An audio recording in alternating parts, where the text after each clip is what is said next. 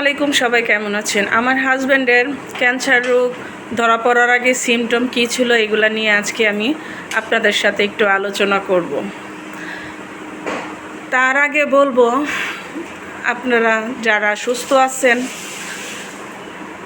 সবাই আমার হাজব্যান্ডের জন্য দোয়া করেন, আমিও আপনাদের জন্য দোয়া করি। তো আমার হাজব্যান্ডের ক্যান্সার ধরা পড়ার আগে যে সিমটমগুলো ছিল, ওর গায়ে সবসময় জ্বর থাকতো, মানে জ্বরটা এমন থাকতো, বেশিও না আবার কমও না। তারপর ওজন এত দ্রুত কমে গেছে, ওজন কমে যাওয়া মানেই তো ক্যান্সার। ওজন এত দ্রুত কমে গেছে, তারপর প্রচুর পরিমাণে কাশ, এত কাশ, তারপর মাথা ঘুরাইতো, মাথা কেমন কেমন যেন করতো।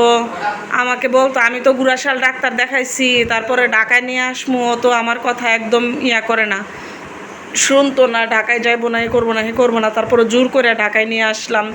ঢাকায় নিয়ে এসে ইবনে সিনাতে দেখাইলাম, বক্ষবিধি ডাক্তার দেখাইলাম। উনি অনেক ধরনের টেস্ট দিছে। সব টেস্টে যখন নেগেটিভ পাইছে, তখন লাস্টে দিয়ে না, বায়োপসি করতে হবে। তারপর লাস্টে যখন বায়োপসি করলাম, তখন ওইখানে ঠিকই ধরা পড়লো যে ফুসফুস ক্যান্সার। প্রথমে যখন করছি, এই যে ফুসফুসটা বুকে এক্সরে করছি, তখন ফুসফুসে ইনফেকশন ধরা পড়ছে। তারপরে তো টিভি থেকে দইরা যা আছে সব ধরনের আপনার টেস্ট করলাম, কিন্তু কোনো রোগই ধরা পড়লো না। ভাবলাম তো আচ্ছা টিবি হইলে তো চিকিৎসা করলে ভালো যাবো, কত দোয়া করছি আল্লাহ টিবি হইলেও চিকিৎসা করলে ভালো যাবো, কিন্তু না।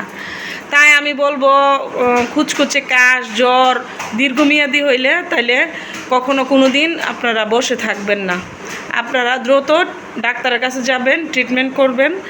সবাইকে আল্লাহ ভালো রাখুক, সুস্থ রাখুক, এই দোয়া করি। সবাই আমার চ্যানেলটা একটু সাবস্ক্রাইব করে দিবেন।